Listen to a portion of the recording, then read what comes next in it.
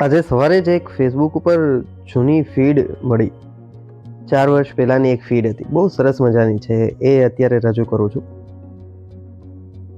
એમને ગમતું વોલપેપર એમને ના ખબર હોય એમ કદાચ તમારા ફોનમાં રાખી દઈએ કે પછી ઓચિંતી એમને ગમતી કોઈ રિંગટોન તમારા ફોનમાં વાગે તો પણ કેવા નિર્દોષ રાજી થઈ જાય. આવી નાની અમથી વાતમાં પણ રાજી થનારા જો કદાચ એને ગમતા કાર્યક્ષેત્રમાં અથવા એમના જ કાર્યક્ષેત્રમાં તમને કાર્યરત જોવે તેમના રાજીપાનું શું થાય ખ્યાલ આવે છે તમને?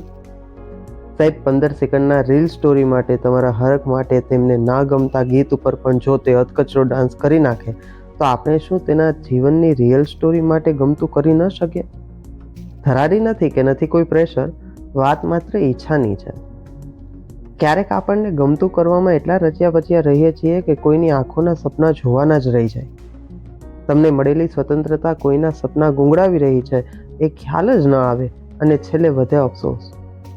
આજના સમયમાં ક્યાંક મા બાપ પણ એવા ફફડાટ વચ્ચે જીવે છે કે કાંઈ વધારે કેવું નથી અથવા તેની સાવ બીજી બાજુ સતત તેને કહ્યા કરે. બંને વસ્તુ ક્યારેક નડવાની છે.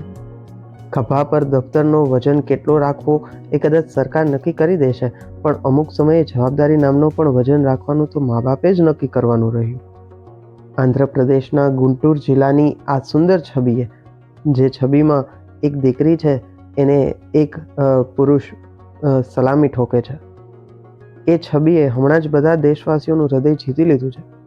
સર્કલ ઇન્સ્પેક્ટર તરીકે ફરજ બજાવતા શ્યામ સુંદર તે જ વિસ્તારમાં ડીએસપી તરીકે આવેલી તેમની દીકરી જેસી પ્રશાંતિને સલામ કરે અને આખો દેશ ગર્વ અનુભવે.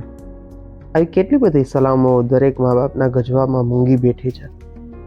રાહ જુએ છે સોનેરી ક્ષણની. એ ક્ષણ જલ્દીથી દરેકના જીવનમાં આવે તેવી શુભકામના.